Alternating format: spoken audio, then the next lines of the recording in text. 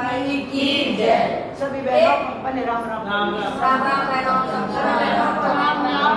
हम माघ मास का स्नान कर रहे हैं और आज पप्पू भाई और कहानी हम सुन रहे हैं। और आज हमें 7 दिन हो गए, मकर संक्रांति से हमने शुरू किया था। तो ये पुण्य दान जो कर रहे हैं, कथा कर रहे हैं, ये आप लोगों को दिखा रहे हैं। आपने भी करनी हो और तो कर लियो, कुछ कमी रह जाए तो बता दियो कमेंट में लिख कर। सभी बहन भाइयों को राम राम राम। एक बुढ़िया माई थी, वह व्रत नियम बहुत रखती थी।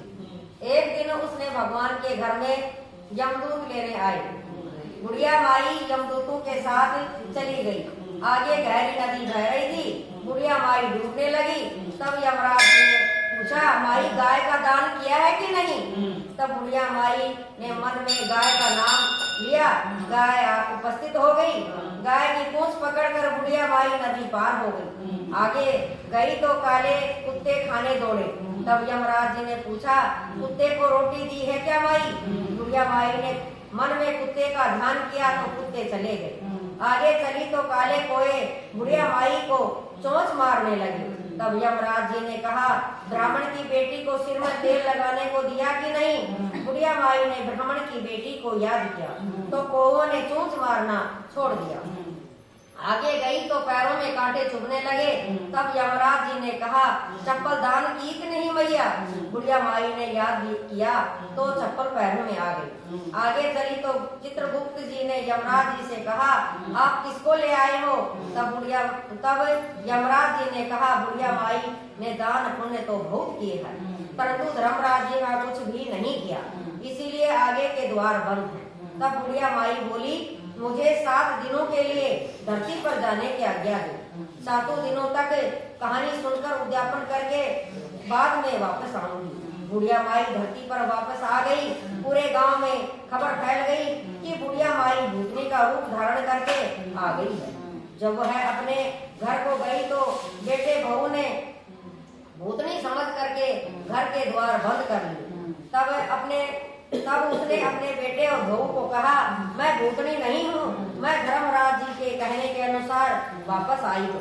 मैं नियमानुसार प्रत्येक दिन धर्मराज जी की कहानी सुनकर उद्यापन करके वापस परम लोक को चली जाऊंगी। यह सुनकर बेटे ने उद्यापन की सभी सामग्री इकट्ठी कर दी करके, लेकिन कहानी का उकारा नहीं हुआ। जब बुढ़िया माई पड़ोसन के पास गई और कहानी सुनने को कहा, पड़ोसन ने कहानी सुनी और उकारा भर दिया। बुढ़िया माई ने 7 दिनों के पश्चात कहानी सुनकर उद्यापन कर दिया और सभी सामान दान कर दिया। तब धर्मराज जी ने बुढ़िया माई के लिए धरती पर विमान भेज दिया। विमान देखकर सभी गांववासी स्वर्ग जाने को तैयार हो उठे। बुढ़िया माई बोली, मेरी कहानी तो सिर्फ पड़ोसन ने ही सुनी है। तो सभी गांव वाले ने बुढ़िया माई के पैर पकड़ लिए और धर्मराज जी की कहानी सुनाने का आग्रह किया। कहानी सुनने के पश्चात सभी विमान में बैठकर स्वर्ग पहुंच गए। तो धर्मराज जी ने कहा, मैंने तो सिर्फ बुढ़िया माई के लिए विमान भेजा था, पर यहाँ तो सभी गांववासी एकत्र हो गए हैं। तब बुढ़िया माई ने कहा, मेरी कहानी इन सब ने सुनी है, इसीलिए आधा पुण्य इनको भी दो। तब धर्मराज जी ने सभी गांव वासियों को स्वर्ग में वास दिया। सो हे धर्मराज जी महाराज, जैसे बुढ़िया माई को स्वर्ग का वास दिया, वैसे ही सभी कहने सुनने हुंकारा भरने वाले को स्वर्ग का वास देना। बोले धर्मराज जी की जय, यमराज भगवान की जय। एक पोपाबाई थी, एक पोपाबाई थी, वह नियम वर्त बहुत रखती थी।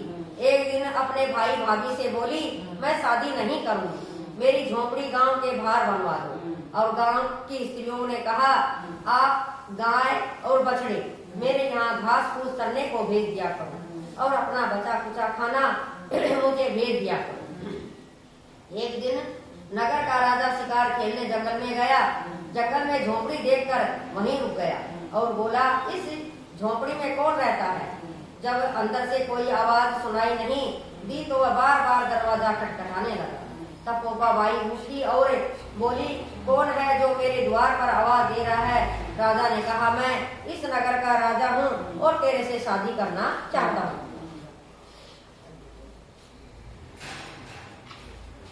जब पोपाबाई ने कहा, जहाँ से आए हो वहीं चले जाओ, मैं मुख नहीं देखती। राजा जबरदस्ती पोपाबाई को उठाकर ले जाने लगा। रास्ते में पोपाबाई ने राजा को श्राप दिया कि उसका सारा राजपाट नष्ट हो जाए। जब वह नगर में पहुंचा तो रानियां कहने लगी, आप वापिस इसको इसकी झोंपड़ी में छोड़ आओ। राजा जब पोपाबाई को छोड़ने गया तो रास्ते में पाप की नदी आई। राजा उस पाप की नदी में डूब गया। पोपाबाई धर्मराज जी के यहाँ पहुंची तो धर्मराज जी ने पोपाबाई को स्वर्ग का राज दे दिया। एक बार एक सेठ सेठानी मृत्यु लोक से स्वर्ग लोक को सिधारी। प्रवेश करने के लिए स्वर्ग का द्वार बंद देखकर उन्होंने धर्मराज जी को द्वार खोलने का आग्रह किया। तब धर्मराज जी ने कहा, इस द्वार पर पोपाबाई का राज्य है। तब सेठ सेठानी ने कहा, हम पोपाबाई को नहीं जानते। तब धर्मराज जी ने कहा, 7 दिन मृत्यु लोक में जाकर 8 कोपरा से राई भरकर 5 कपड़ा ऊपर रखकर कहानी सुनकर उद्यापन करे और कहे कि राज है पोपाबाई का, लेखा लेगी राई राई का। बोल पोपाबाई की जय, बोल पोपाबाई की जय, धर्मराज महाराज की जय। अब इसका थोड़ा विशेष में बता दे। 7 दिन तक ये कथा होती है।